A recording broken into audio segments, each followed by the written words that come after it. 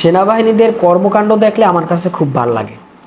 বাংলাদেশের সেনাবাহিনী বেশ কয়েকবার বাংলাদেশের মানুষের কাছে মহান নায়কের পরিচয় দিয়েছে, যেটা এবার পুলিশ ব্যর্থ হয়েছেন বা অন্যান্য আইন শৃঙ্খলা বাহিনী যারা রয়েছেন তারা ব্যর্থ হয়েছেন।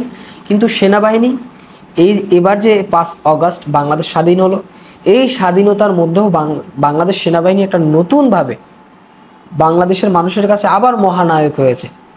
আসলে তারা মহানায়ক হয় কিভাবে, বা তাদের এই যে মহানায়ক হওয়ার পিছনে আসলে যৌক্তিকতাটা কি? তাদের মহানায়ক হওয়ার পিছনে একমাত্রই উদ্দেশ্য, তারা কাজ করবে সাধারণ মানুষের জন্য। সাধারণ মানুষের জন্য, সাধারণ মানুষ যাতে ভালো থাকে, শান্তিতে থাকে, সুশৃঙ্খলভাবে থাকতে পারে, সেই লক্ষ্যে তারা কাজ করে। যেই কারণে বাংলাদেশ সেনাবাহিনীদের নিজস্ব কোনো লোভ থাকে না যে আমি একটা কাজ করব ওইখানে আমার লোভ আছে, এই ব্যাপারটা তাদের মধ্যে নাই। যে কারণে আমাদের বাংলাদেশের যারা সেনাবাহিনী রয়েছে তারা মানুষের কাছে মহৎ হয়ে যায়। ওই যে তাদের কাজ মহৎ। যেমন আমি ওই দিন একটা জায়গায় ঘুরতে গেলাম, সেনাবাহিনীর একটা গাড়ি আসলো, আমি সেনাবাহিনীর যে ড্রাইভার আমি তার দিকে তাকিয়ে রইলাম। দেখি যে ওর দিকে তাকানোর পরে ওই ভদ্রলোক তো ড্রাইভিং করতেছে। আমার কাছে এত ভালো লাগতেছে, আমি মায়াবী চোখে তার দিকে তাকিয়ে আছি যে কি একটা মহৎ লোক, সে এখান দিয়ে যাচ্ছে। একজন আইন শৃঙ্খলা বাহিনী, তার তো এটাই হওয়া উচিত। একজন পুলিশ, একজন র্যাব, একজন ডিবি অফিসার, তো তাদের তো এরকমই হওয়া উচিত যে বাংলাদেশের মানুষ তাদেরকে দেখলে খুশি হবে এবং বলবে যে না, এখন আমার একটা শক্তি এসেছে, আমাদের বাহিনী এসেছে। কিন্তু দীর্ঘদিন আমাদের বাংলাদেশের মানুষ অনেক আইন শৃঙ্খলা বাহিনীদেরকে, মানুষ র্যাব আইলে ভয় পায়, পুলিশ আইলে ভয় পায়, বিভিন্ন ভয় পাইত। এর কারণ কি? এর কারণ হচ্ছে তাদেরকে দিয়ে মানুষ আস্থা পায় নাই। আপনারা দেখেছেন যে 5ই অগস্টে সময় একটা থানাতেই প্রায় 13 জন পুলিশকে, এনায়েতপুর থানা সম্ভবত, তো 13 জন পুলিশকে তারা পিটিয়ে মেরে ফেলেছে।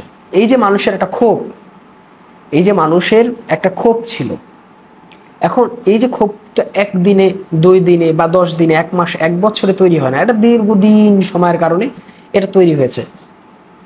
এই জন্য আপনাদের অবশ্যই উচিত দেশের মানুষের লক্ষ্যে, যেভাবে মানুষ একটা কাজকে পছন্দ করে আপনারা সেভাবে করেন, মানুষের লক্ষ্যে কাজ করেন। মানুষ আপনাদের হয়ে দেখবেন যে আপনাদেরকে দেখলে পাগল হয়ে যাবে এবং বলবে যে আমাদের পুলিশ ভাইয়েরা আসছে, আমাদের সেনাবাহিনী ভাইরা আসছে, আমাদের র্যাব ভাইরা আসছে, আমাদের বিডিআর ভাইরা আসছে।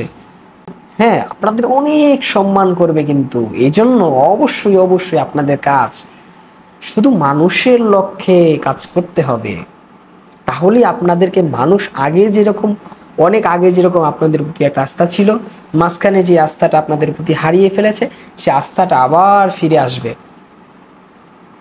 আশা করি সেই লক্ষ্যে আপনারা কাজ করবেন। যেহেতু ডক্টর ইউনূস সাহেব এখন বর্তমানে বাংলাদেশকে নতুনভাবে সাজানোর একটা উদ্যোগ তিনি গ্রহণ করেছেন এবং তিনি সেই উদ্যোগকে বাস্তবায়ন করতে পারবে বলে আমরা আশা করি এবং তার দ্বারা এটা সম্ভব।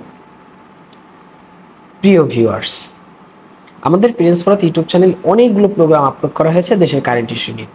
আশা করি সেই প্রোগ্রামগুলো দেখলে আপনার ভালো লাগবে এবং আমাদের চ্যানেলটি সাবস্ক্রাইব করে রাখার জন্য অনুরোধ জানাচ্ছি। এতক্ষণ সাথে ছিলাম আমি প্রিন্স ফরাত। সকলে ভালো থাকবেন, সুস্থ থাকবেন। আল্লাহ হাফেজ।